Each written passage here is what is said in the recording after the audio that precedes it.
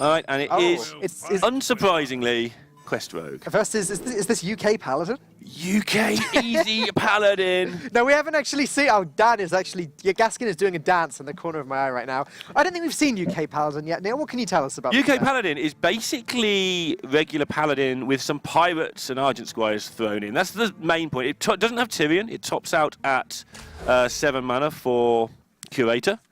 And it's just a more stable early game. John Bray reached #1 legend with it on the last day of the season last season. He wasn't even playing. He was ranked 16 with 5 days to go. That's right, yeah. Just That's great. And he just jumped all the way from rank 16 non-legend to rank 1 legend. Very impressive performance.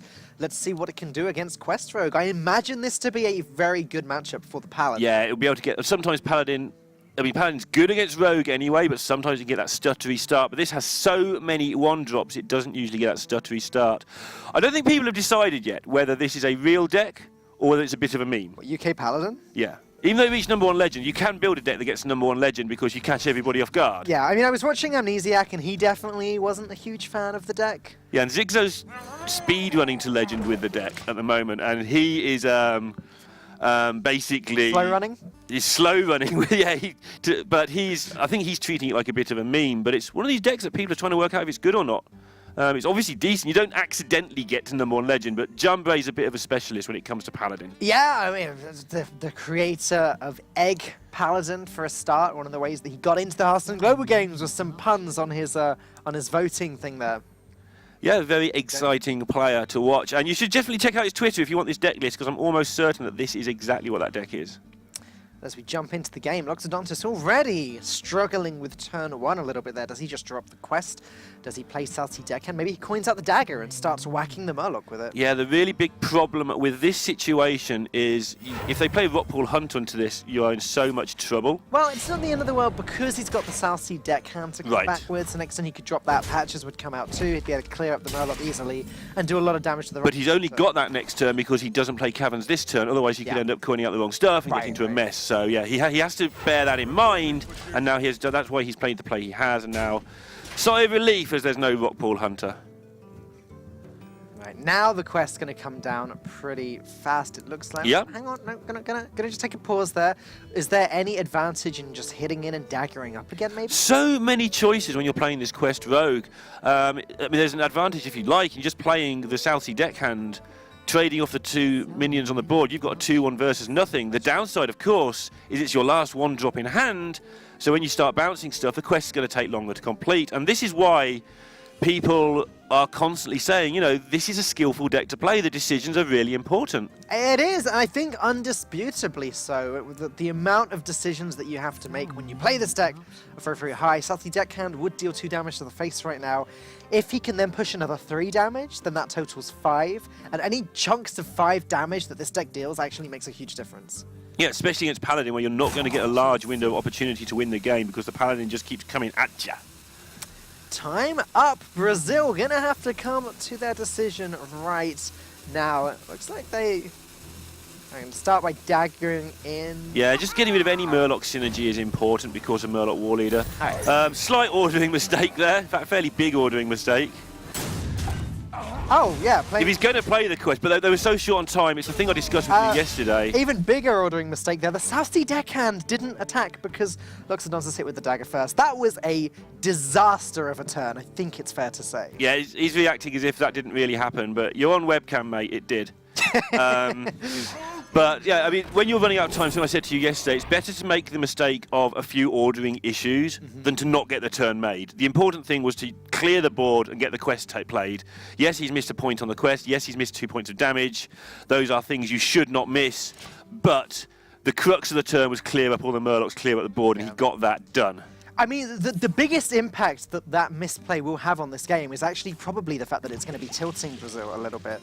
Loxodontus is going to be annoyed that he made the mistake. His teammates are going to now have to be extra careful with him. Right. It kind of spirals out of control just on a mental attitude point of view. Yeah, he's not going to be completing the quest with this particular deckhand, probably, because he's going to get eaten alive, although bless your kings and just whack him in the face for 5 must be really tempting. And again, because of that mistake.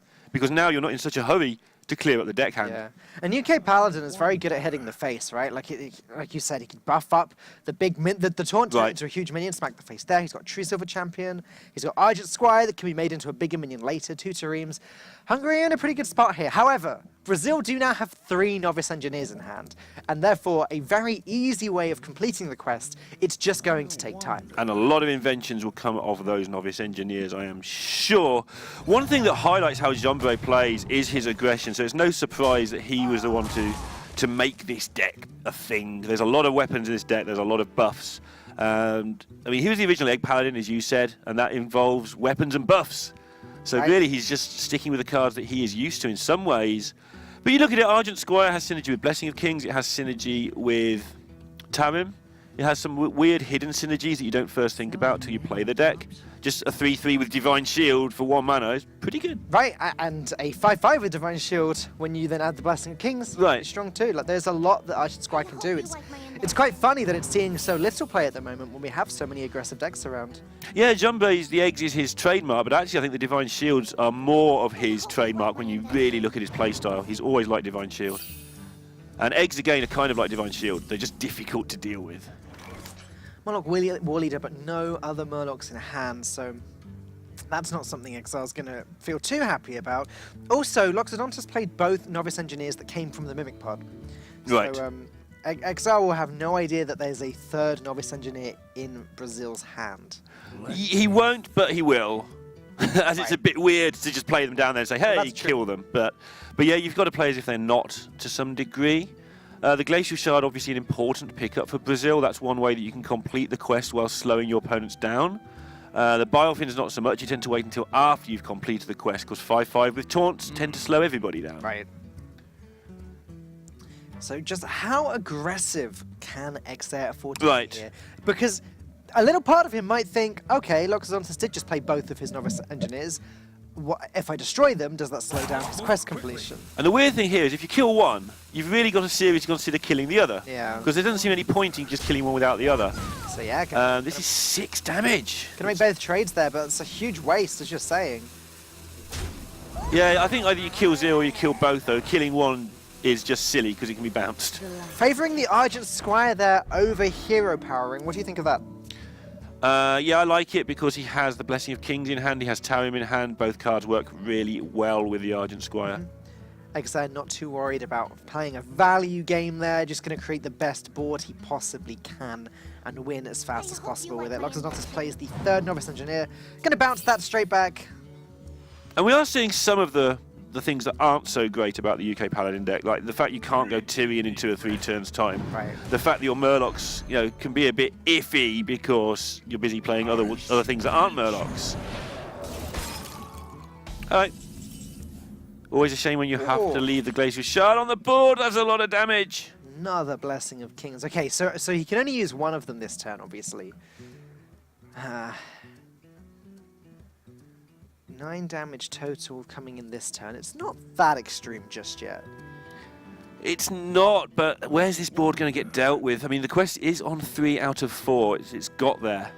But no preparation. That's the killer in the quest deck, is the preparation. That's what makes everybody roll their eyes when they lose to the deck. It almost always involves a prep turn. We are also at the point where Vanish becomes a consideration. Every Blessing of Kings that gets played into a Vanish ends up being a bit of a waste.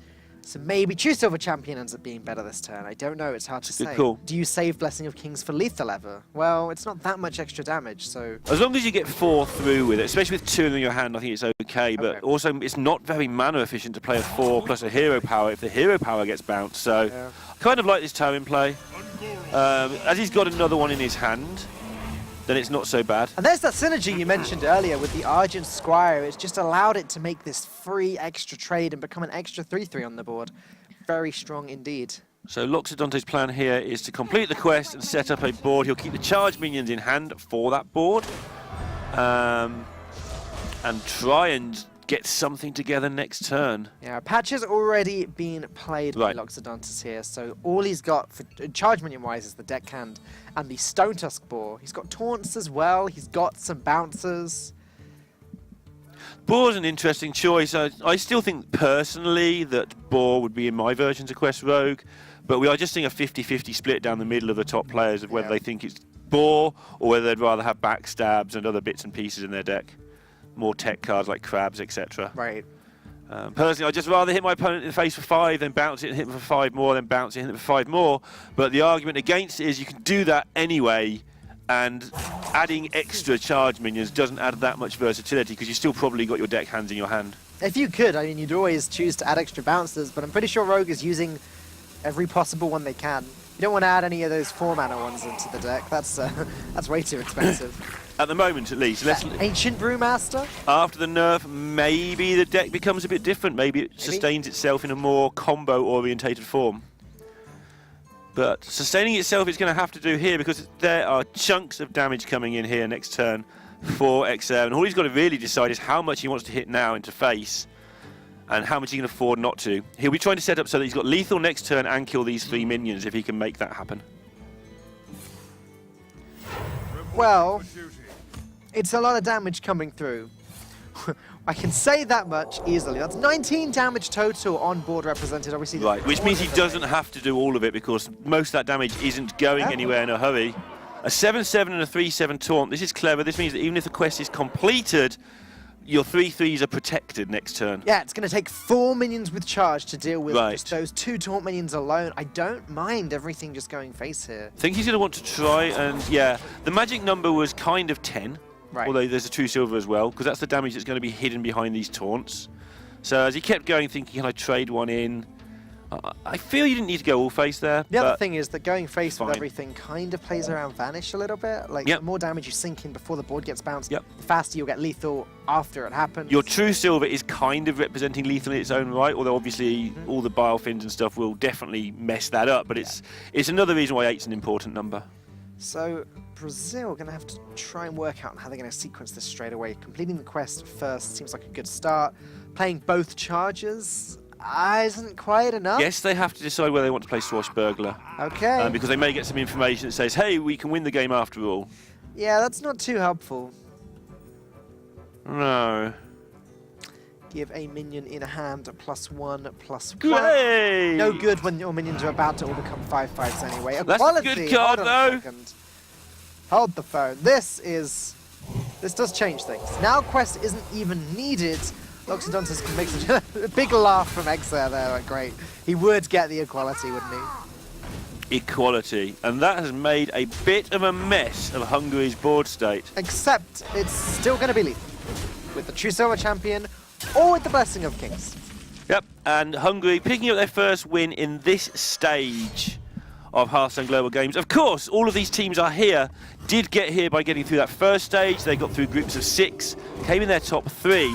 So none of the teams in this stage are a pushover, but Hungary will be glad to have got a game on the board whatever happens. Yeah. Nobody wants to go 0-9. Hungary very much playing for style points. They're here to show that they got to stage 2 for a reason. They're going to go down swinging, and if they can take Brazil down with them, they're going to do their best at doing that. Brazil still need to get their 1 win. It's pretty important. It is, otherwise, Cora's pick could be in trouble. Yeah, as far as caster picks goes, quite a few of them have been in trouble. We've had Dan with Norway's in trouble, Canada's in trouble, Russia's already been out. But Greece are going to win the whole thing, so it's absolutely fine as we look at what's coming up next. Next up is Legolas versus Chaincaller, Druid versus Priest. Both players passing up on the Mage. That's not something you see every day. Mage, one of the most picked classes at the moment. Priest, one of the least picked classes. You can see why Chaincaller would pick Priest, though. Want to queue into the Mage with that. They've got cards like Priest of the Feast, going to heal all the way back up. Right. But yeah, that's what we got coming up next. Yeah, we've seen slightly more Priest in this event. I know you've done the stats, it's not that much, but more in this event than, say, at HCT, where there's only 1 out of 16 players taking it to Shanghai. Because Priest is pretty good at countering some decks. Yeah, well, in a regular best out of 5 format, you only bring you bring less than half of the classes. Is that right? You bring 4 and 4 out of 9. So whereas 4%. Whereas in this format, usually very good. In this format, you usually bring at least half. Well, you bring all of the classes. Right, exactly. But you only play half of them. But you might play up to 5 if you go to the ace match. And it's not like you're putting your deck together to beat a certain thing. The strategy coming into this is very different. Priest has its own strategies in this tournament, very different to how you'd use the best out of 5. And then the best of 5, it matters as well whether you're playing Last Hero Standing, where Priest might be in an anti-mage specific build, or if you're playing Conquest, where you tend to play the best ladder decks, give or take, obviously within a framework, and Priest isn't one of those. But the Hearthstone Global Game is a format where you come in and you can target one specific deck a lot of the time. And that's what I think that Chaincaller has done here. He said, right, they're going to bring Mage, we're going to bring Priest, Priest the Feast, going to counter that. They ended up having to play against the Druid with the Priest. Not too bad either. Not too bad either. Unless it's Jade. Unless it's Silent Priest, though. Because Silent Priest versus Jade Druid was the bane of ladder maybe 6 weeks ago. You'd play your Jade Druid, you'd be happy, you'd roll up with your lovely fun-to-play deck, and this guy would just kill you in 4 turns, and it wasn't much fun at all. Sorry if that sounds a bit condescending, but, you know, Jade Druid, I love it. Penhidani, just a fact I happen to have here. His favourite classes, at least when he wrote the thing that I read, which may have been years ago, favourite classes at some point, Warlock and Hunter. Warlock and Hunter. What's wrong with that? Not the best classes. Depends how long ago it was, really, doesn't it? Was he one of these guys who goes turn 1 Undertaker, turn 2 win? Yeah, turn 1 Flame Imp, etc. Definitely was not written during the Hearthstone, or during the Ungoro meta. We're just waiting for Brazil to get ready at the moment. Sorry for the wait. Penhidani, Team Hungary, not the most well-known team. I think it's fair to say coming into this, one of the team that's in stage 2 that would be treated as the underdog. They don't have the best accolades. But Penhidani, he's had a top 200 finish. Top 200, pretty good going. You start racking up those points rapidly if you do get top 200 finishes. Obviously, getting into those HCT events is crucial. Oh, we're starting. And it is going to be Jade Druid, and it is not going to be Silence Priest. That's a bit of Tide Hydra. Yeah, just looking at Penhidani as well, he has actually... Sorry, just going to finish that off just for a second while you talk about Hydra. He's played HCT twice, got 7 wins and 4 losses, I believe, including in summer last year. He actually went 5-2. Now, the way it worked in double elimination, 5 wins was sometimes enough to even get through, depending on where you lost your first game. So 5-2 is one of those guys who must have been really close to actually getting to the championships. And Exigo as well, he's had pretty much a 50% win rate, and he's played all of them so far, I think. Possibly didn't. I haven't got this Springs, but he played them all of them. Again, we say it quite often, 50% against the best players. Yeah, why not? Bad at all. But so now, Hungary, not known, but yeah. Like I said, bit of Tide Hydra and Priest. What is that, Neil? It's a 8/8 for 5 mana. Yeah. No, it looks like this is going to be very interesting. And Yashiraj. Oh my goodness, now it's super interesting. Okay, Yashiraj Priest. Everybody on ladder's met this deck at least never. All right, I'm going to pitch something to you right now. Right? Bit of Tide Hydra and Binding Heal, the synergy. Because Hydra takes damage, you take damage, you Binding Heal it back up, and you heal yourself back up. Win-win. Okay. I'm trying to work out what else to go with this Yashiraj. I'm just looking at it and going, you know what? This is going to be entertaining. In case you haven't seen Yashiraj recently, though it does appear in some decks, at the end of your turn, while it's on the board, you just take a minion from your deck at random, plonk it on the board right next to it. So isn't there some lore between Tyrande and Druid people? There is, but I'm not fully aware of it, I'm afraid. I think they have a voice line. They do, which makes me wonder if she's just stealing Big Druid. Yeah. That does seem to be what's happening. That's all I can see, because this is like Silence, Yashiraj, Hydra Priest. Priests do tend to steal things, right? Okay. That doesn't see how religion should work to me. Like, they're supposed to be the good guys. Rogues are better known for stealing things. But in a different way. Like, priests actually take directly from the deck and silence, purify. So this is a silence. Okay, so you can silence or purify, but it's just a silence, purify, dragonfire potion, Yashiraj Priest. Yeah. So Hungary, obviously here, they are eliminated from the tournament. And I say this every time, when you bring your lineup, you try your absolute hardest to win. But this is a chance to show they've got a bit of flair in the team. Chaincaller had 3 top 100s in a row on the ladder as far back as 2015. Wow. This guy's been playing a long time, and he's good. So he's not just like dropped his collection accidentally and sort of picked up the cards in a random order, and this is what he's playing. He's put together a deck that he feels can show off his talents in this game. And to be honest, one thing that Druid can't deal with is gigantic monsters with huge amounts of health early in the game. Well, that is true. Druids struggle with removal, they struggle with wide removal, and they struggle with individual removal when the health gets too high. And so all Legolas able to do is drop that Harrison Jones, but it's not going to trade very well against that Razor Leaf. No, but it's going to make the Razor Leaf have to slow down. And one thing the Druid has to do, again, I'm going to just cast this for now as if it is a Silence Priest. Okay. That's the closest we've got. Yeah, I agree. And one thing the Druid has to do is stop the Silence Priest from getting too much health on these minions. There's almost certainly the combo in here of Inner Rage, Inner Fire, and Divine Spirit. It's almost certainly going to do the business. Yeah, you'd think so, wouldn't you? I'm wondering what he's got, though, to put these huge monster of a cards in. Yeah, it seems weird because Ishiraj, you normally... I mean, there's got to be a Barnes in here somewhere, right? Yeah. But normally you play Ishiraj in a... And this is all making sense. Like, the synergies are there. Barnes, you Barnes out a minion, you then silence that minion. It gets its stats back and gets its effect. If it's a Humongous Razor Leaf, it's able to attack. So... Yeah, just to go through that again, it does get its stat back. When it's silenced, Barnes' effect makes it a 1-1. It doesn't come out as a 1-1. Yes. It actually comes out as its real self. And then Barnes goes, nah, mate, chill, you're a 1-1. Yeah, it's not quite the same as a minion buffed by Quest Rogue. Right. If you silence it, it goes back down. Okay, so there's a Holy Nova in here too. I mean, why not? Everything else seems to be... This is like a 90-card deck. Hold on a second. Have we seen any 2-ofs in this deck so far? Oh, my goodness, no. Don't encourage Gaskin, please. But no, we have not. You are right. Oh, dear. Because, I mean, I don't understand how else he could have fit in so many different cards if there aren't 30 different cards in this deck. Yeah, I think you might be onto something there. But 30 different cards means a lot less consistency. Legolas now going to be ramping up these Jades like crazy. Jade Blossom plus Jade Spirit seems like a pretty healthy way to go here. Jade Behemoth plus Jade Idol works too. Yeah, they're going to just... I mean, 20 is actually kind of good for them right now. Like, one of the numbers they'll be looking at is how much damage can we take, and 20 is one of the ones in the ballpark right now. Yeah. And luckily they're on 21, so they can afford to use this turn to develop. And... What's interesting to me is that neither Shadow Visions showed us a Divine Spirit or an Inner Fire. They did not, you're right. Something that to consider is playing a Jade Behemoth now means that you don't get to block a 20/20 with it later. Okay. So it maybe keep that for the taunt rather than develop your Jade and get your other Jades developed. So you've got this Jade Behemoth. It thinks if they end up with one massive minion that looks like they're going to kill you in combo one turn, then you play it and hope the priest can't do all the combo and Shadow Word Pain. Yep, starting with Jade Blossom, I'm going to go Jade Spirit. The first play that we spotted way back when at the start of this turn.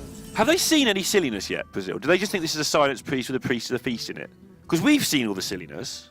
But have Brazil actually even seen anything yet? You're right, I don't think they have. Honestly, I'm not even convinced that there is a Divine Spirit or an Inner Fire. The fact that neither Shadow Visions has shown it, and the fact that they've put so much other stuff in the deck, I'm not convinced. I mean, our resident expert on Kazaka's Priest is on break at the moment. Which isn't very helpful of him. It's just like, where can you fit it in? And then do you run them as one-offs? They don't quite have the same impact when they're that much less consistent. They're good with 12/12s, but 12/12s are quite good on their own. That's also true. I don't know. I mean, I obviously don't know. I actually haven't got a Scooby what is going on right now. Don't mind admitting it. All I know is that it's going to be a struggle for Hungary to win this one because Brazil now on 9 mana. They're going to get a Gadgetzan Auctioneer going very soon. I don't think it will be this turn, but very soon. Yeah, they can tidy this up, but the thing is, if they tidy up, the Gadgetzan's going to be worthless, so they've still got a little bit of wheedling to do here to get themselves in a position where they're safe. I'm going to drop Behemoth now. I guess Legolas is in a position where he feels as though his board's not going anywhere, so... Yeah, this also enables him to clear up some of this stuff and protect some cards for his Auctioneer for next turn. The trick of that turn was to make sure that he could Auctioneer with some decent cheap spells in hand. And he won't be expecting the Shadow Word Pain that we can see either, nor a Shadow Word Death. So it's likely that the Behemoth does just get hit by a Shadow Word Pain, but that's not a card that's usually in Silence Priest. If Brazil think that this is a Silence Priest, they're in for a few surprises. Yeah, Barnes, huh? Barnes.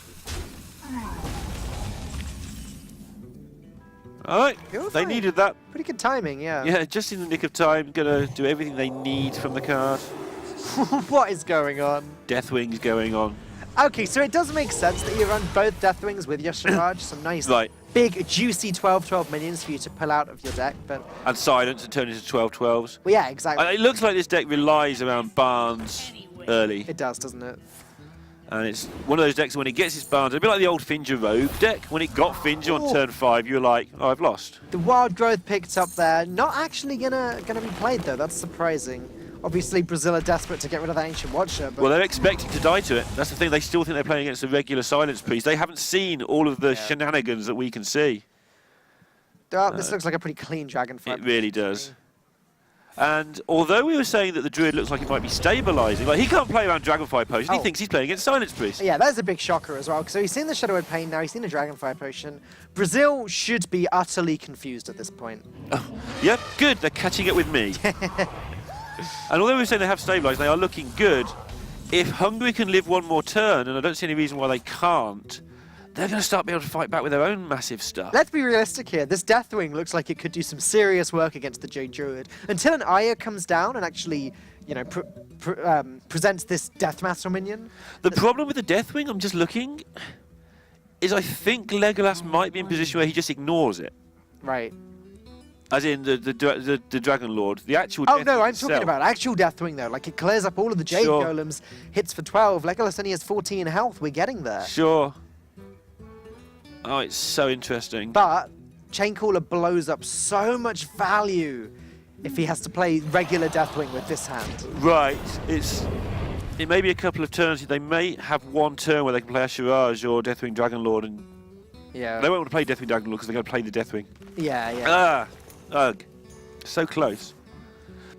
It's really down to Brazil to not draw bad cards here.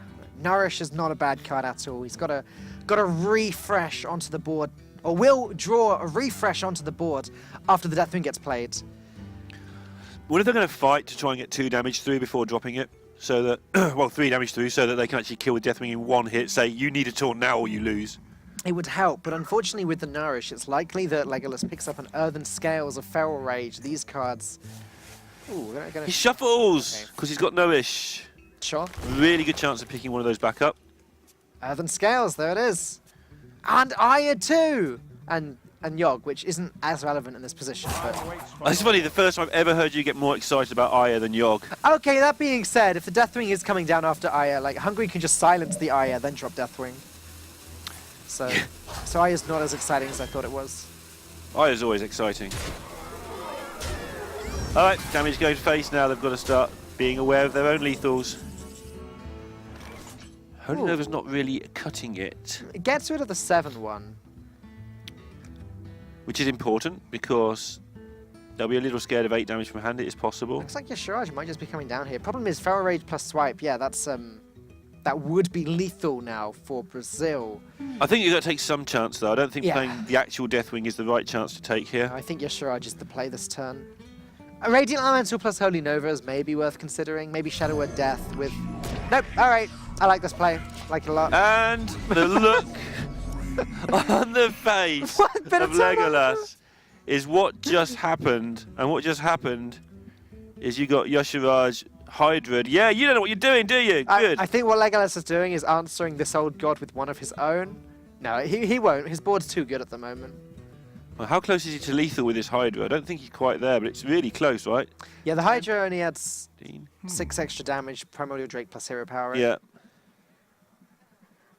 They're only 6, they need to add 7. Okay. So, okay, you're right. He's now one up. It's pretty close. Just to make that clear what that is, Hero Powering the Bittertide Hydra will deal 3 damage to Hungary's face. Dropping Primordial Drake will hit the Bittertide Hydra, which will then deal another 3 damage to Hungary's face, essentially putting him down to 1 health. At which point they would lose to... Yogg-saron could do it, right? Yogg-saron could actually just... Yogg-saron into Unleash the Hounds type. I don't even know. Legolas doesn't know. He's got 75 seconds to react to this. We've seen what's going on all game. He's going to just trade into it with the cell. Okay. I mean, he doesn't know what he's going to do, so he's sort of got to get rid of it. Oh, this is strong. Then you drop the Drake. Okay. And I think that might be... I don't think anything anymore. It's not dealt anywhere near as much damage to Hungary as Brazil could have done. But look at that, Deathwing Dragonlord going to come straight down. Barnes picked up. You called this about 10 turns ago. Yeah. Now, the only thing with playing the Dragonlord here The good news for them is they get another 12/12 when it dies. Yeah. The bad news is they can no longer clear the board with their deathwing because this is going to die. I don't even know if it's necessary anymore to fill the board with a deathwing. Oh, this is... Yeah. It's just changed. Okay. And then suddenly... Alright, so they can silence the 4/8 and let the Ire live, but they'll probably die if they do that, so they probably have to silence the Ire. Because they get an extra 12 damage if they silence the 4/8. So you want to silence Aya and play Deathwing now? You're right, like squeezing in the extra 12 damage would be helpful. But only one Shadow of Death. And we can see Brazil's hand. If they do go with this line, doing it. we're going to end up with Yogg quite likely taking on Deathwing in a fight to the death in a cage with chairs and all sorts of stuff. I just don't know what is going on right now. It looks like this is going to be a game I do. to Yogg. 2 Deathwings on the board together. I'm Not just for watching long. Legolas's face like, yeah, alright, do what you like. I don't know anymore. It's such an important game for Legolas and Team Brazil as well. Yeah. And Innovate see what's Yogg. happening. All Here right. we go. If you're supporting, best of luck. It's Yogg time here in game 2 of the day. There's so much more Hearthstone to play. We're off with craziness before we even start. That's Snipe, that's secret. Okay. How do you know? And that one's Mana Bind. And that one's Noble Sacrifice. How do you know? On the other, on that screen. Oh, okay. I was going to say, I thought you were having some sort of I'm just psychic. premonitions. Where's that kill command going? Oh. Own goal. Oh, that's really good. So again, to remind you, Snipe, Mana Bind, and Noble Sacrifice are the Druid secrets at the moment. Oh my goodness! Thank you. Time waits for no one. My greeting. That was a pretty good Yogg. I don't know what just happened at all. There's an 11/11 Yogg taking on a 12/12 dragon. Unless Hungary draws something good, they lose, is what just happened. An Ancient Watcher is not going to cut it. Noble Sacrifice pops up, Natural. blocks the Deathwing, and yogg-saron, hitting the face for 11, is going to end the game for Brazil. They get their win in the most... I don't even know. I don't know. Legolas seems happy, though. He really does seem incredibly happy. And yeah, that's Brazil qualified for the next stage. Now it's a case of how they're going to qualify for the next stage. Can they do it with a win? And they're just going through the motions here of making things look like they won easily. That was a game of Hearthstone. And you know the problem now is there's still at least 2 more games of Hearthstone to come. Yes. And we've just seen Yasharaj Priest, so who knows what the other deck's going to be. I don't know if we can top this. Murloc Warlock for Gaskin, maybe. Legolas takes the win. Finally, Brazil get the 1 win they need. They should. I think we've worked out that they are through now to Stage 3 of the Hearthstone Global Games.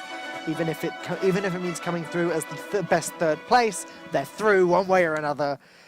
I do not know what I just watched, but we just saw 2 Deathwings played, Yasharaj played, yogg-saron, all of the big 10 mana minions. Yeah, and why not? I guess. I think that deck is all in on just getting the Barnes early. If you get Barnes on turn 4, I think you probably win quite often. Yeah, I mean, they did draw their minions in the wrong order, didn't they? The fact that they drew all of the 10 mana cards nice and early, draw Trying to look if there's really even a late. Northshire Cleric in that deck.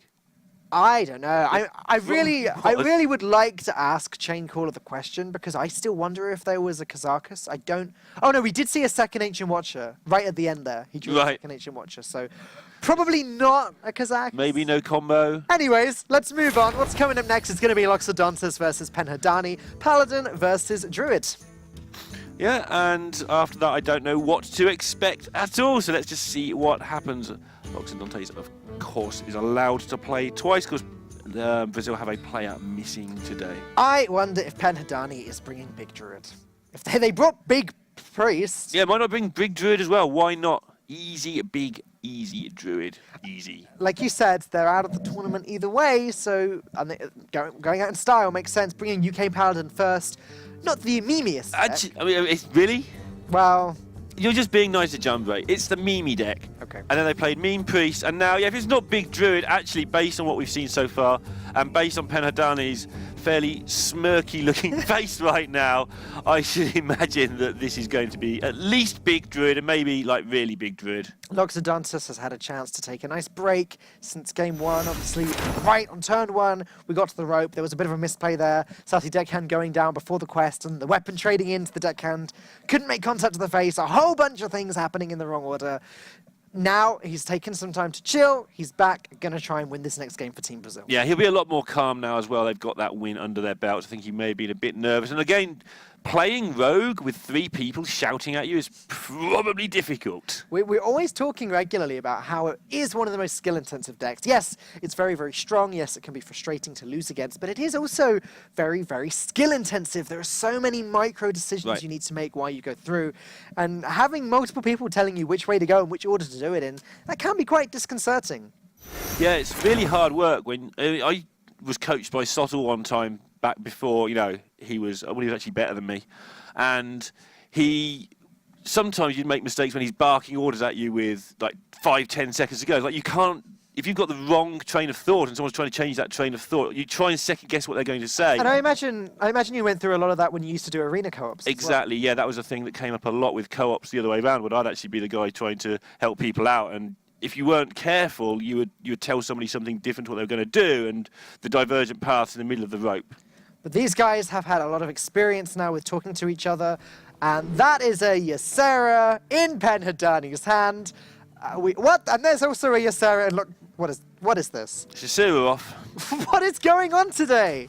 So, for those who haven't seen Big Druid, because it's only been around for 2 or 3 weeks, if you've been on holiday or something, can you tell us about how it works, what it does? There's a lot of big cards. It Right. has Giant Anaconda, sometimes Bright-Eyed Scout, depending on which version of the deck you're running. Bright-Eyed Scout means that you draw a card and it becomes a 5-mana card, so your 10-mana cards, if you manage to draw one of those, becomes a 5-mana one. Right. Backfires if you draw an Innovate. That's a bit of a problem. Giant Anaconda, Death Rattle. It's a 7-mana minion, but it has the Death Rattle when it dies. Summon a minion that has 5 or more attack from your hand, so you can use that to bring out your Yogg-saron, your Deathwing, etc. I'm also very curious about the yogg-saron in the Paladin hand. Yogg-saron, we seem to have this meta right now where yogg-saron is difficult to deal with. Not that many of the classes or specific decks have the hard removal that deals 12 damage. So Control Paladin have just sometimes started slipping a copy in. There's also this ongoing search for a big card after Tyrion in Paladin. People playing people playing Deathwing. Maybe they just want to try the Assyrian. That's like such a good card advantage card. Yes, that is an Iron Beak Owl sitting in Penhardani's hand. It's used in Big Druid. And Big Druid far more sensible than Big Priest, right? Yeah, more regular. Right, us Karthka and Zigzo sort of creation. This is a deck I've actually heard of, yeah. This is a deck I've actually heard of. Casters 2017. Infested Tauren, though, for Loxodontus, this is looking like a very greedy Paladin deck if it's running the Zoth and yogg-saron. Yeah, that might mean it's going to get into some trouble, because how many times can you equality away all this nonsense? Like, the Druid's going to get all the time it needs to get into these big minions, and the Paladin isn't that good at removing stuff. It's just good enough at removing little guys early that it wins with its lack of win conditions, usually. Yeah, this really is going to be a battle of the big minions come the end of this game. This is like a lot of people's dream coming into Hearthstone. I want to see these big legendary minions, going at each other, see which one stands tall at the end. Well, this is going to be one of those games. Yep, Yogg already proved that it is better than Deathwing. Yep. A life or death battle, backed up by a noble sacrifice from one of his little friends. But this is the draw that the Druid wants. It doesn't look that good, but what's going to happen is Penhardani is going to just ramp some more. And as he's doing that, because you can see already the Nourish, the Innovate, the Coin, all that stuff's going to help him, he will draw into more big stuff. Again, I say about Druid so often, you have to trust your deck.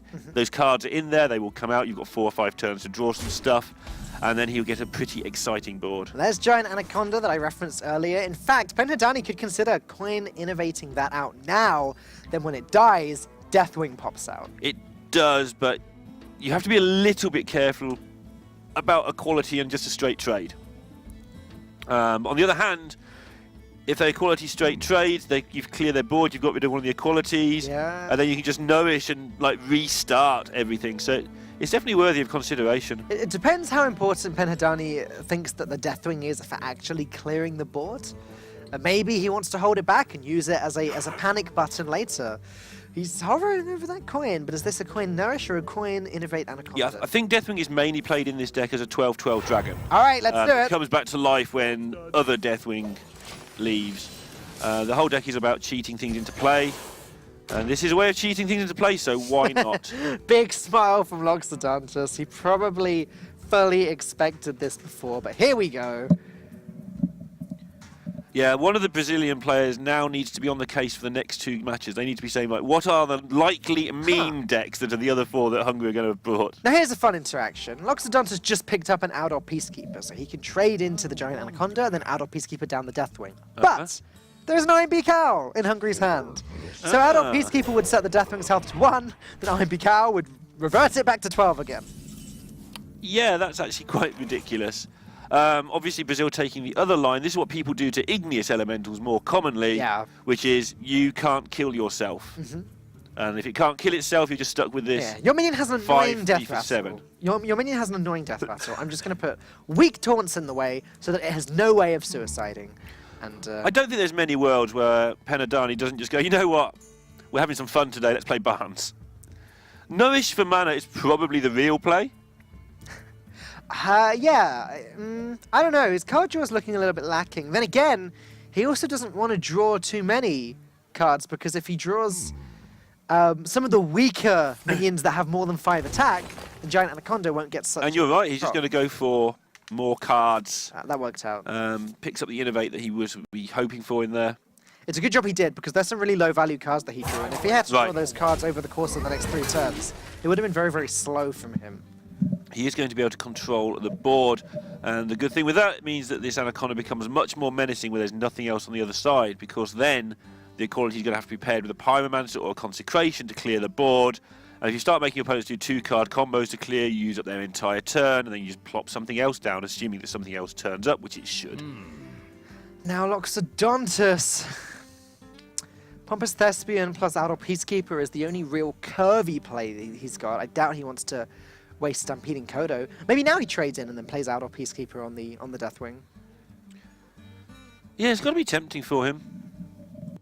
People will know about the Iron Beak Owl in the deck, but it still looks like a very tempting play, to be fair. Plus, if you're making, I keep on about mana efficiency, but if you're making your opponent spend 3 mana on an Iron Beak Owl, you know, to hit you for 12, sure, that's not fun, but you've still got the get out of jail card of.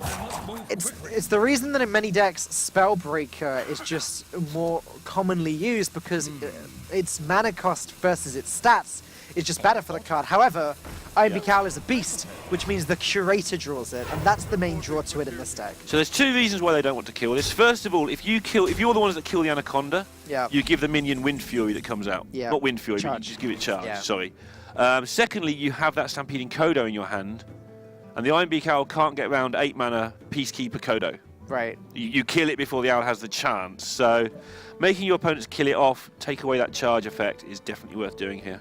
Second Nourish pickup. So Penhadani is going to be good to go for a long time now. He's at the point where he's going to want to summon the Deathwing without having to use its effects because he doesn't want to discard this rather large hand. I don't think he ever will want to discard this hand. I really don't mind the Barnes here. Barnes into Yesharaj, go. Huh. In fact. Yeah, Barnes seems good. I like your optimism, Dan. I'm just going to go. And that's what would happen if I played it. Yeah, if I played it, just go Barnes into a second Iron Beak Owl that you didn't even put in your deck or something. It would just come out with something bad.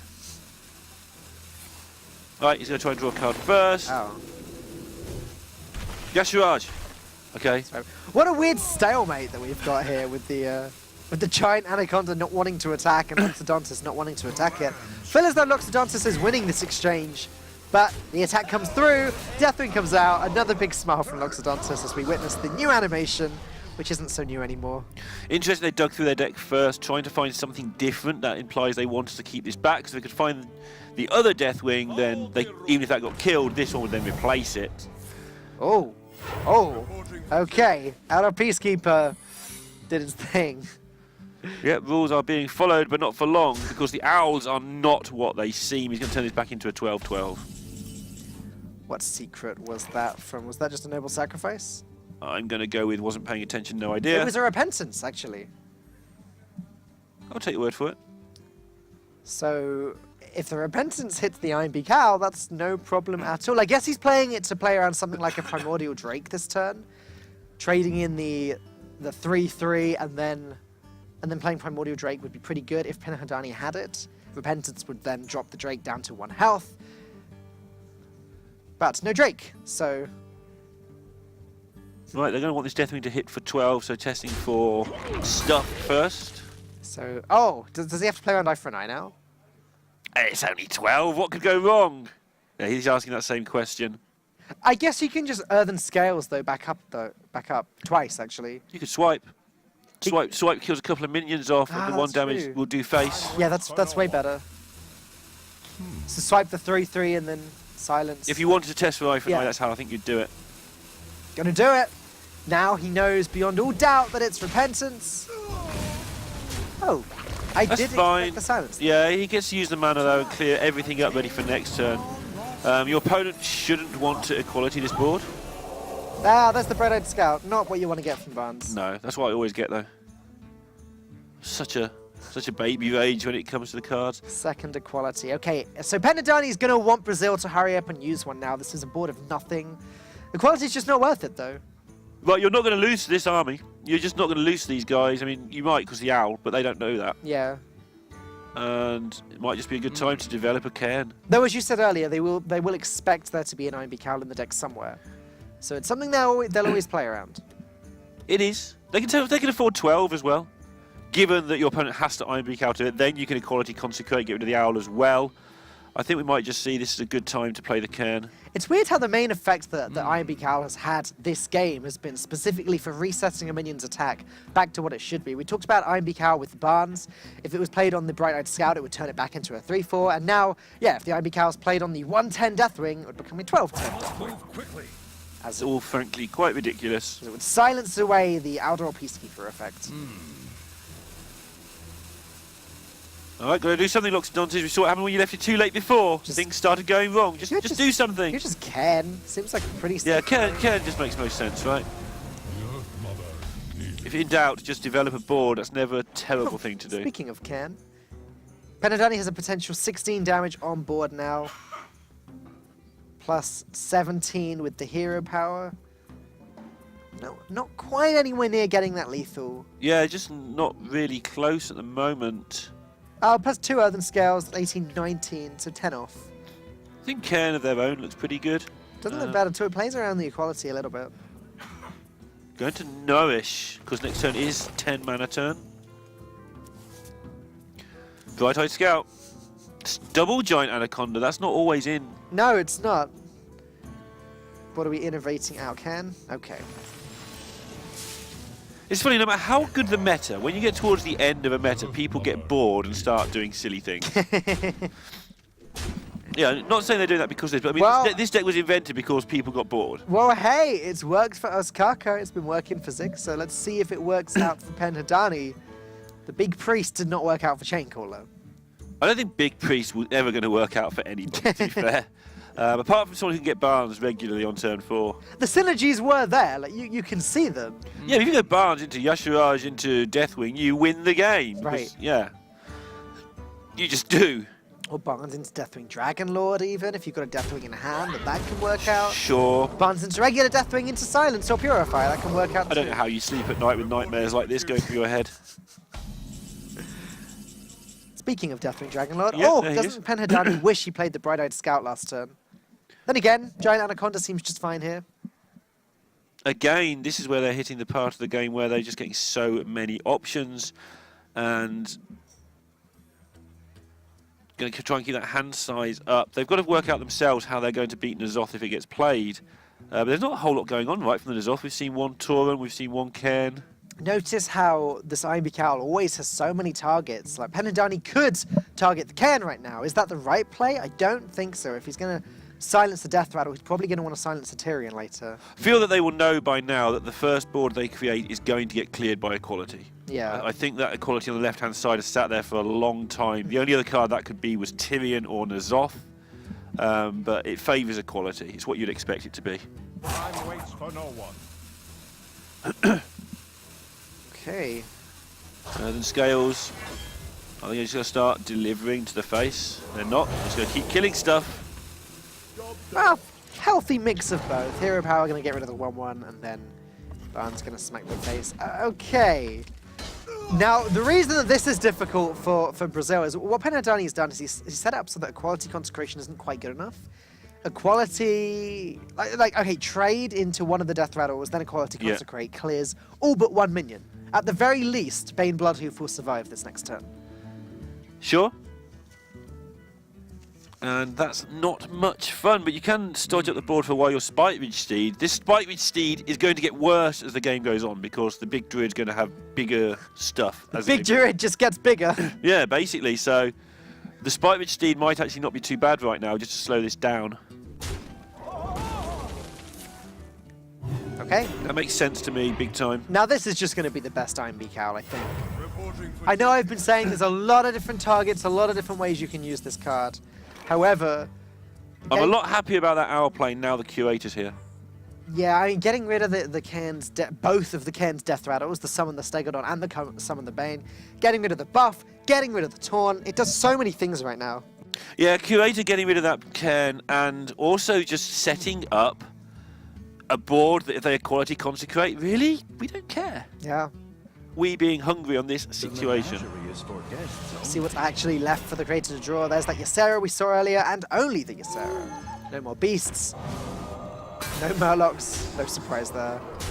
Yeah, obviously not trading into the Cairn because the Curator's blocking the way and just playing around equality effects. Yeah, Equality Consecrate still isn't any good. In fact, the Taunt makes it even harder for Loxodontis to make use of that.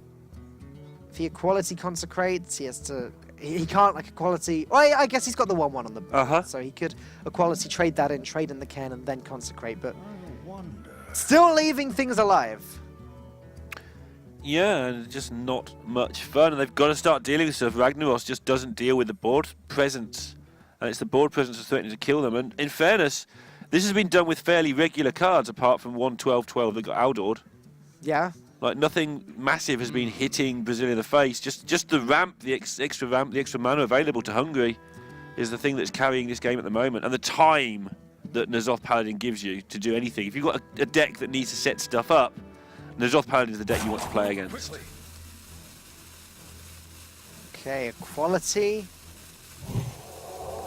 Consecration straight away. Okay. Dragonlord's going to come out. When that dies, yogg-saron comes out. Yeah, this is why there aren't many huge minions. Oh, it's happening! Second Equality gets used, but yogg-saron is not going anywhere now. That's here to stay. It is, but next turn is going to be N'Zoth into Tauren into bring back Cairn. It's not a total disaster. Moonglade Portal still somehow survives in this deck. It's a really good card in the deck. You've got plenty of targets to heal, including your own face, but all your big minions are quite happy to be healed as well. It's funny that it still makes the cut when Earthen Scales is such a strong healing card. It is just because it heals the minions. Yeah, yeah. Keeping a 4/12 alive, you hit it for 6 or 7 and heal it back up. It's like, oh, why won't you die? So, Penadani's seen both the qualities now. I don't mind going all in here, playing the Brooded Scout, playing the Moonglade Portal as well. Primordial Drake probably isn't that good here. Seems better after N'Zoth gets played, but Brazil going to go for it. Hungary going to go for it. Yeah, it's setting up lethals through various other stuff. Like, your opponents have got no equalities left, and you're really putting a massive strain on their health total right now. Penadani looks so happy. The concede went through. Loxodontis has lost his second game today, and Penadani gets the win with Big Druid. Easy. Well, nothing silly is going to happen in the next game because Hungary going to choose between Hunter and Warlock. So what could go wrong? What could possibly go wrong? The two least played What could classes possibly be silly in Hearthstone Global Games, and they've got to play one of them. Hungary, not just having fun with this, but winning. That's the point. Anyone can turn up with a load of garbage and play it, but to turn up with tuned memery, like I say, UK Paladin got to #1 legend. Tuned memery. Osaka got second at Seat Story. You know, these decks are actual real decks. They're just not tier 1 accepted decks. So tuned memery, I think, is fine. I'm expecting some kind of big warlock coming up next from Quest Exego. warlock. Let's find out. It is going to be warlock for Exego. Quest Warlock. Liam on the shot. Oh, you'd love to see Quest I Warlock. would, and I'm just going to solo cast it if we get Quest Warlock, I think. Okay. Taking on a real deck of Liam, which is most likely Token Shaman. Yeah. Because Brazil have given us no reason to think that what they're playing is unusual. Yeah, okay. Their Paladin deck was very greedy. They did have the Ysera in it as well as the N'Zoth and all of the N'Zoth things. But I would just expect a Vol Shaman from them too. They actually needed to win today. Yeah, exactly. That being said, if they were ever going to get to Game 4 with Liam, it means they're already through to It stage does 3. now, but I don't think they knew that when they submitted. Oh, okay. I think because New Zealand won yesterday, Yeah, that's you're right. actually what happened. So at the time they submitted, they were submitting what they knew were sensible decks, whereas Hungary were 0-6. They knew they were done for. And so they've had some fun with it. They've already shown us that they're good through this event. As you can see, Exego raising his eyebrows repeatedly there. That's scary. Liam having a good chat with his Brazilian teammates. He looks pretty happy with how the series has gone so far. It's kind of everybody wins, right? Because We win. We get to see Big Priest. Hungary have brought the weird decks. They were out anyway, but they got to win with some of them. Brazil is still through to the next stage of the tournament. And Blood now Boom. let's see how the series comes to an end. So it's going to be Blood Boom, Doom, Warrior, Double Warlock. Bane of Doom. Is that regular in Blood Boom? Yeah. At least, well, one definitely is. I'm not sure about two, but Mistress is because you... Yeah. The idea of this deck, so for those who don't know the combination, Blood Bloom, If we allows could you- say the name of the card, that is. that would probably help. Blood Bloom allows you to cast spells using your health instead of using their mana cost, and Doom costs 10, so you give up 10 health. You draw a load of cards from Doom and clear the board, and then you use the spare mana you have lying around that you just saved to play things like Mistress of Mixtures and all sorts of horrible stuff, Voodoo Doctor, to get your health total back up. And you've cleared the board, you've got a board full of really small, weak minions, but it's still stuff, and you've healed yourself. One of my favourite cards that's sometimes used in this deck is the Violet Illusionist, though. If you stick that on the board and then cast Blood Bloom, you don't actually take any damage. Yeah, that's pretty ridiculous as well. That was in the recent version that Sifka played, right? Yeah, that's right, that's right. Yeah, well, I don't think it was in the original one, but it definitely is an addition that has a lot of synergy, very Sifka-esque in its synergy. It's funny because the card seems to have been designed for weapon usage, Violet Illusionist, but no, it works so well with Warlock, with the hero power, and yeah, with Blood Bloom. Mistress of Mix just doubling up as a 2-for-1. Quite often you don't want to play it as that, you want to play it for the healing effect. But against Shaman, you cannot give up that board. It's something we say repeatedly over the last couple of days. Now, there are a lot of board clears in Exego's deck here. I feel as though this shouldn't be a horrible matchup for him. This can just sometimes go wrong. Right. Sometimes you just don't draw ways to clear boards, even though there's a lot of them. Sometimes it just doesn't happen. But he is going to be in a position where he can tap aggressively, with Liam not willing to give up that Firefly there. And if he can draw into a Blood Bloom, he's going to get a really good Doom turn down the line. Currently, though, his plan is to try and get as big a Twilight Drake as possible on the board on turn 4, and hope that handles the board for him. Picking up a second Mistress of Mixtures is very nice as well. Next turn he can tap again, drop that on the board, and on the turn after that he will get a big Twilight Drake. Unfortunately, we can't see what this discovers. Liam taking his time with it though, having a chat with his teammates. We'll find out in just a moment what these cards are. You usually find one of the most difficult cards to choose about is Earth Elemental when this comes up. Oh, there's Alakir. Ancient of Blossoms was one of the options. I didn't see the third, but Alakir. Alakir really important because it gives them a win condition. This Blood Bloom deck can go very low on health sometimes. Yeah. In an attempt to stabilise, and that Alakir can just do 10 from hand with the help of a Flame Tongue.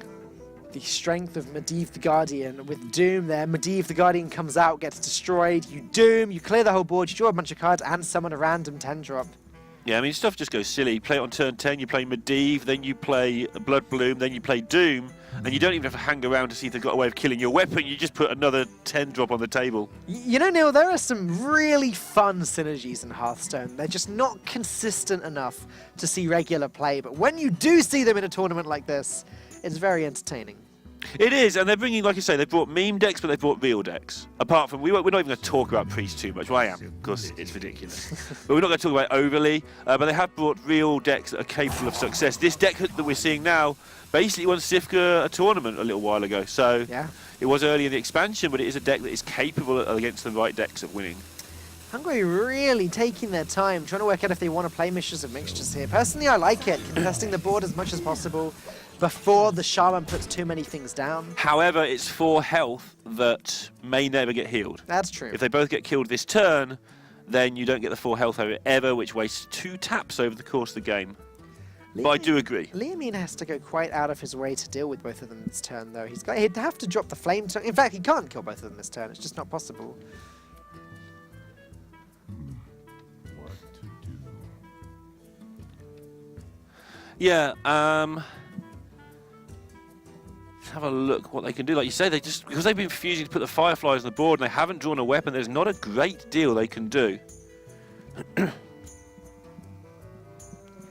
Firefly into... I guess Brazil could consider just dropping the devolve there. It would turn both of the mixtures into wisps. He's actually going to do it as well. Refuse or deny Exego of any healing whatsoever. Okay. All right, sure. That makes sense. And also gives Liamine complete control of this board for now. Right, and there is that Voodoo Doctor again. They're just looking for that Blood Bloom. They may start tapping aggressively. This turn's fine. You just play your Twilight Drake.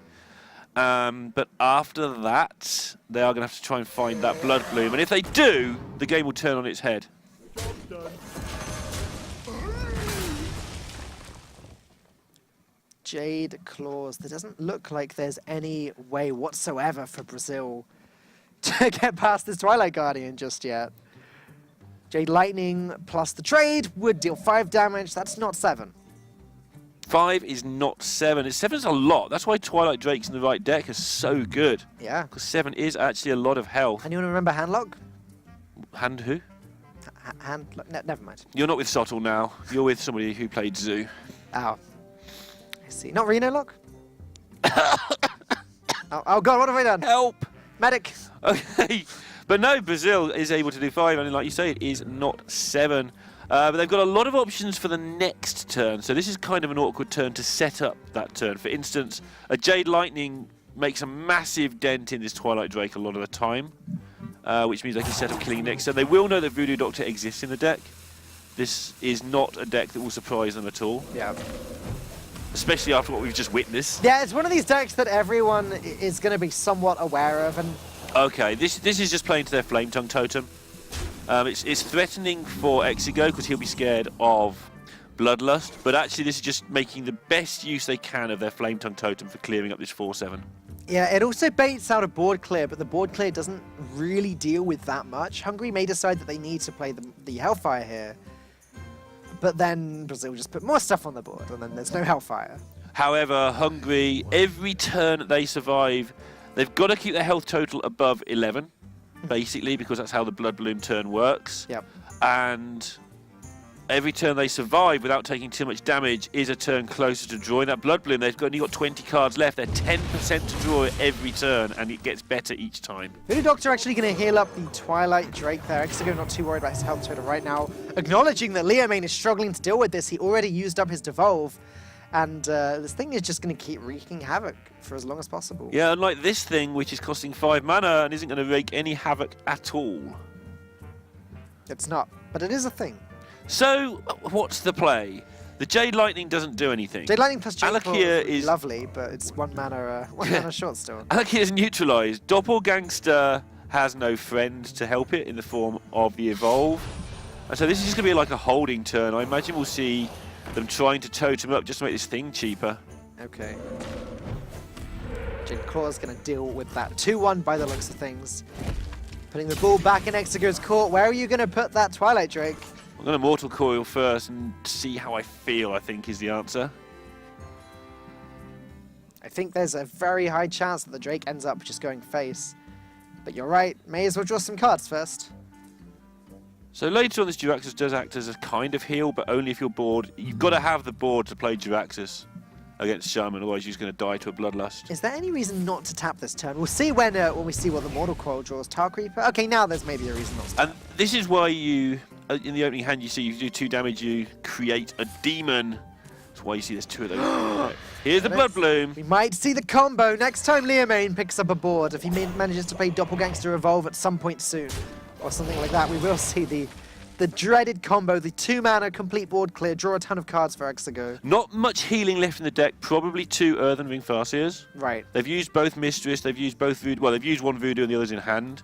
So not a huge amount of healing coming. The Jiraxxus will probably be the turn after the Blood Bloom into Doom. You make me want to try this deck in Wild, Neil, with anti-Keelbots and Reno Jacksons, etc. Great. Now you made me want to never touch Wild. But that does sound like an entertaining deck, it must be said. I think that Blood Bloom is a card that will have a place in Wild because it is just so ridiculous what you can do with it. It's got such a crazy effect with the right synergies. Those synergies don't necessarily exist in Standard as much as they should at the moment. I mean, think of other cards that make people have amazing turns in Hearthstone. You've got Preparation, you've got Innovate, all these cards that generate mana, whatever the punishment. Thurasan. Yeah, exactly. Can be used in some way. Yeah, Thurasan, obviously one of the staples for a very long time.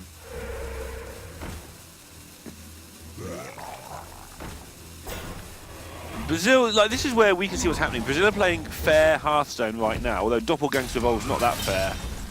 And, oh, just too late. Hungary aren't playing fair Hearthstone, or they won't be in a minute. I don't think this is a Blood Bloom turn, though.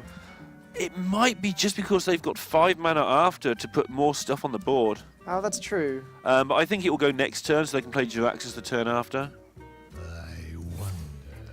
Yeah, I don't mind starting with a tap. Oh, okay. Dirty Rat might change things. Dirty Rat, Blood Bloom might... Oh, but then you're drawing too many cards. I mean, you burn some, but like You don't care. the deck. Yeah, the deck kind of has to. I mean, what are you going to burn? You're not going to burn Medivh. You're not going to burn Jiraxxus. It's true.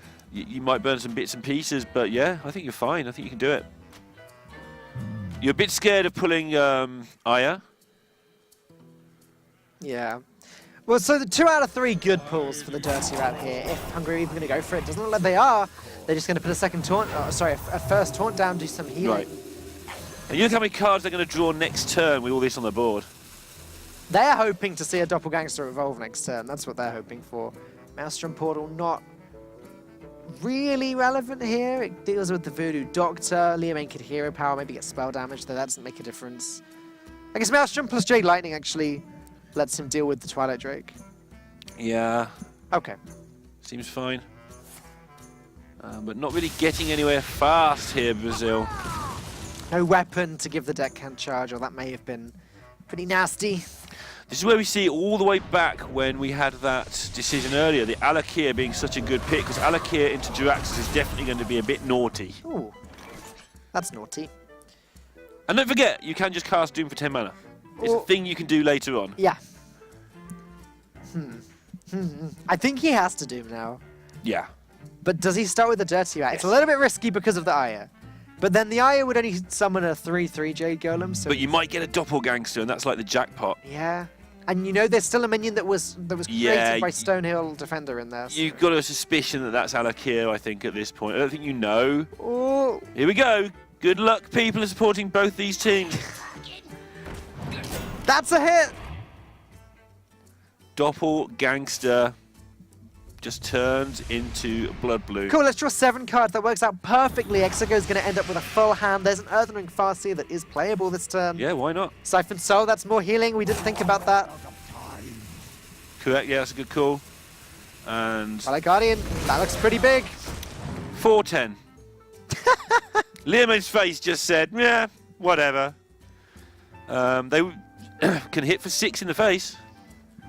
Yeah, but 6 isn't 9. And it's not 15 either. If they had a... Have they used up both Flame Tongue Totems already? I know they've had one. But a second Flame Tongue Totem would just mean the Alakir's lethal soon. Yep, that's a fair point. But there is Jiraxxus ready to rumble. And what this deck does a lot of the time now as well is just starts getting taunt minions out. Look at all the mess that's going to be in the way. And it can still heal for these annoying bits with the Farseers. Hellfire plus the trade, clearing up the board nicely. And yeah, Earthen Ring, Tar Creeper, Voidwalker, some combination of these cards. I think probably... that. I think it's Earthen Ring Voidcaller. Doesn't quite have the mana to play Earthen Ring plus Tar Creeper. What can kill you? Well, Alakir is the answer. If someone's tracking, which they should be for Hungary, assuming they're not busy working out what they're going to mean within the ace match, then there should be somebody who realises that Alakir is in hand now. Shaman or Rogue would be Penhadani. Shaman or Rogue, I don't even want to know what could happen with a Shaman. Gonna go with the Earthen Ring Voidwalker play, the safest play, I think. Alakir still capable of doing some damage to the face this turn, but then be eaten up by Siphon Soul. This looks like it's just going to be Exego's game. It's looking that way. I just want to touch on Barnes in Leomain's hand. That is not him memeing. We touched on this yesterday, especially you and Gaskin. Yeah. Barnes being played by at least RDU and I think some others possibly at HCT. Certainly being played by high-level players. In Shaman now, it just has a lot of synergy with the rest of the deck. It can just be better than Doppelgangster. Right. You can get one of the most... If you get a thing from below from the Barnes, for example, and then evolve that, Yeah. you get a random 5-drop and a random 7-drop. Great. And you just do it early. It's just like it is just a decent card in the deck. I think Barnes is always a contentious card, whatever deck it ends up in, because there's always this potential to just have bad... Something went right. Yeah, that's a nice pick. Positioning, of course, important there. He did it in that order on purpose. Yeah, if Hexago doesn't deal with the Flame Tongue Totem now, which he will, but if he didn't, then it would just give Leomain this insane... There's the Bane of idea. Doom. You see how good that would have been a few turns ago. It's also going to be good against totems sometime soon. Just give you extra win conditions. You can just clear everything. You can coil the Flame Tongue Totem, Bane of Doom, the 1-2, and then just make the trades. Second Blood Bloom. Doesn't seem playable this turn. I wouldn't want a Blood Bloom Doom now if I were Hungary. Trying to work out if he can drop Jiraxxus now. Is it safe to drop Jiraxxus? I hadn't thought about that. It looks like if you're going to, now's the time, I think. But no, he just doesn't think he needs to. And I'm good with that. He's got a good enough board state. But just casually get a 5/6 Pit Lord. 5 mana, deal 2 damage and summon a 5/6. Just seems a little bit like Firelands Portal, really. Yeah. There's Evolve, which is just too late. Evolve in the previous turn would have been a great pickup. Now, I guess Leomain could drop Alakir, hit with it twice, and then Evolve that and get a random 9-drop. Don't think that's going to be good enough, though. Don't know what 9. I don't know my 9. Oh, look. That's a good one. More Ysera's. Most of the big dragons are 9-drops, I think, and Ysera seems to be a common trend in this series. And it is just a nightmare for Brazil, though, from that 0. And it's just a nightmare, this match, but it does look like they're going to qualify. Thanks to their victory over Taiwan. We'll go into what that means for Taiwan shortly.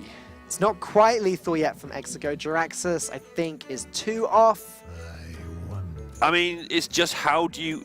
This is the bit where we always talk about these are the hardest decisions in Hearthstone. What one card might Brazil have brought today that possibly loses us this game? Well, the card I'm thinking of right now is Ysera Awakens. So Hungary are just going to want to Siphon Soul that Ysera away. Or play Jiraxxus even, because like playing around 9 damage is probably safe. So the 4 plus the 5 that Nightmare or Ysera Awakens can give. Maybe then add in a Jade Lightning if we haven't seen both of them. So potential 13 damage. Jiraxxus should be safe. Like, these decisions are the ones that kind of matter the least, but are also the most important. I think I'd like to siphon this. I think Jiraxxus has more things that can go possibly wrong than siphon. I don't think it matters, but if there's a world where your opponent somehow heals and has 2 awakens, you might lose the game. If your opponent plays a Harrison Jones right now somehow. Yeah, I mean, there's just ways you could lose the game. That's a really good one, actually. Blood Sail Corsair, though, not quite got the same impact as Harrison Jones, does the same thing. Yeah, he's not really a museum sort of guy, the Corsair. No, I imagine... He's more of like just rob something and run away. I imagine that we'll see the concede from Leomain any moment now. This game is over. And finally, Hungary, they found their true calling. They're going to take this one away. They are. Look how close this could have been in some circumstances. Imagine a Leroy there. That was never going to happen either, but... Yeah. Interesting. Exego getting the win, and Hungary winning 3-1 with